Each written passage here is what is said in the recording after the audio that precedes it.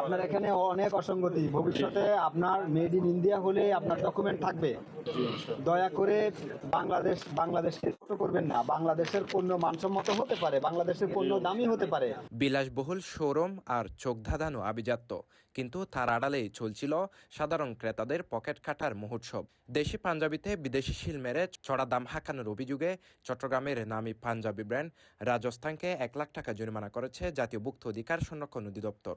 বাংলাদেশের পণ্য আমেরিকা যা, বাংলাদেশের পণ্য ওই যে ইউরোপের ক্লাবগুলোতে বাংলাদেশের জার্সি চলে, তো তাইলে আপনি মেড ইন বাংলাদেশ লিখতে অসুবিধা কোথায়? শনিবার 7 মার্চ দুপুরে নগরীর টেরিবাজার এলাকায় অবস্থিত রাজস্থানের শোরুমে অভিযান চালিয়ে এই জালিয়াতি হাতে নাতে ধরেন অধিদপ্তরের কর্মকর্তারা। মেড ইন ইন্ডিয়ান হলে আমাদেরকে ডকুমেন্ট দেখাতে হবে ভবিষ্যতে। আর দেখেন এটা সেম, এগুলি সেম, একটাতে এটাও সেম, এগুলি সেম, দেখেন এটাও সেম। অভিযানকালে দেখা যায় দেশীয় কারখানায় তৈরি পাঞ্জাবিতে লাগানো হয়েছে মেড ইন ইন্ডিয়া ট্যাগ। মূলত বিদেশি পোশাকের দোহাই দিয়ে ক্রেতাদের কাছ থেকে কয়েক গুণ বাড়তি দাম আদায়ের লক্ষ্যে এই কারসাজি। শুধু তাই নয়, অনেক পোশাকে একই সাথে বাংলাদেশ ও ভারত উভয় দেশের মূল্য ট্যাগ লাগানো অবস্থায় পাওয়া যায়। অভিযোগ রয়েছে বছরের পর বছর ধরে আস্থার সুযোগ নিয়ে ক্রেতাদের সাথে এমন প্রতারণা করে আসছে প্রতিষ্ঠানটি। আমরা প্রথমে এসে যে পাঞ্জাবিগুলো দেখেছি, ওনাকে একটা পাঞ্জাবিকে জিজ্ঞেস করলাম, উনি বললেন যে এটা মেড ইন ইন্ডিয়া। পরবর্তীতে আবার এটাকে যখন ডকুমেন্টের কথা বললাম যে ডকুমেন্ট কিন্তু দেখাতে হবে, তখন তিনি আবার ওনার কথা থেকে সরে আসলেন, এসে বললেন যে না, এটা মেড ইন বাংলাদেশ। তা আসলে কাস্টমারকে কিন্তু মেড ইন ইন্ডিয়াই বলবে, বা সুযোগ পেলে মেড ইন সুইজারল্যান্ডই বলবে বলে আমাদের কাছে মনে হয়, কারণ পাঞ্জাবিটার দাম হচ্ছে 13,900। তো ডকুমেন্ট তো দেখাতে পারেননি। এরপরে আমরা আরও কিছু পাঞ্জাবি দেখেছি যেটাতে মেড ইন বাংলাদেশও লেখা নেই, মেড ইন ইন্ডিয়াও লেখা নাই। আরেকটা পাঞ্জাবি আমরা দেখেছি সেটার মধ্যে মেড ইন ইন্ডিয়া লেখা, আরেকবার ট্যাগের মধ্যে লেখা আছে মেড ইন বাংলাদেশ। তাহলে কোনটা? উনি বললেন যে ট্যাগটা ভুল, যে স্টিকার যেটা আছে সেটাই নাকি কারেক্ট। তা আসলে এটা একটা বড় ধরনের এখানে অসঙ্গতি তাদের এখানে আমরা দেখেছি। ভোক্তা অধিদপ্তরের কর্মকর্তারা জানান, বিদেশি পোশাকের প্রতি ক্রেতাদের দুর্বলতাকে পুঁজি করে রাজস্থান কর্তৃপক্ষ এই জালিয়াতি করে আসছিল। এই সময় প্রতিষ্ঠানের মালিকপক্ষ কোনো সদুত্তর দিতে না পারায় তাদের 1 লাখ টাকা জরিমানা করা হয়।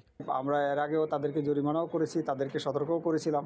তারা বলেছিল যে এই অসঙ্গতিগুলো তারা দূর করবে, আমাদের দেশের পোশাকেরও ভালো মানের হতে পারে, সেই মান অনুসারে সেটা মূল্য তারা নির্ধারণ করবেন।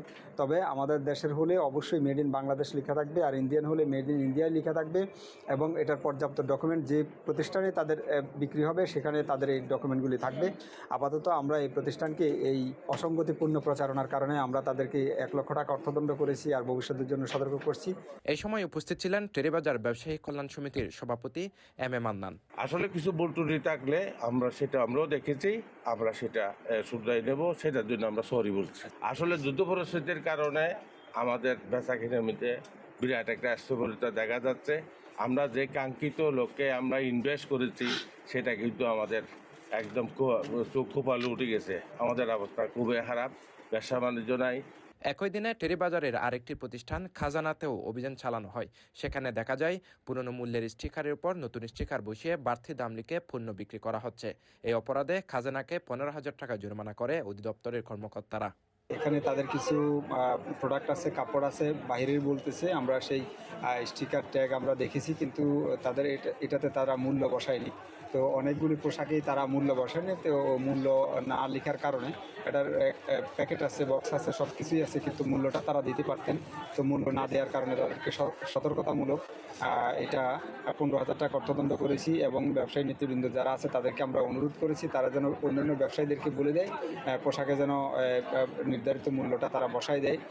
আসন্ন পবিত্র ঈদুল ফিতরকে সামনে রেখে বাজারে ক্রেতা প্রতারণা ঠেকাতে এবং পণ্যের সঠিক মান ও দাম নিশ্চিত করতে এই ধরনের অভিযান নিয়মিত অব্যাহত থাকবে বলে জানিয়েছেন অধিদপ্তরের কর্মকর্তারা। আসলে আমরা চাই মানুষ যেন প্রতারণার শিকার না হয়, মানুষের ভিতরে যেন কোনো রকমের সন্দেহ সংশয় না থাকে, অস্বচ্ছতার সাথে যেন কোনো ব্যবসা মানুষের সাথে লেনদেন না হয়। আমরা সেটাই চাই। ব্যবসায়ী নেতৃবৃন্দকে আমরা বলেছি তারা যেন ব্যবসায়ীদেরকে এই বিষয়ে একটু সতর্ক করে। বিভিন্ন জায়গায় যারা প্রতারণার শিকার হয় ক্রেতারা, তারা কিভাবে আপনাদের কাছে অভিযোগটা করে? তারা আমাদের ওয়েবসাইট আছে, আমাদের ওয়েবসাইটে আমাদের বরাবর অভিযোগ করলে আমরা তদারকি করে ব্যবস্থা গ্রহণ করব। Sheikh Mohammad Faisal, CTG post, Chittagong.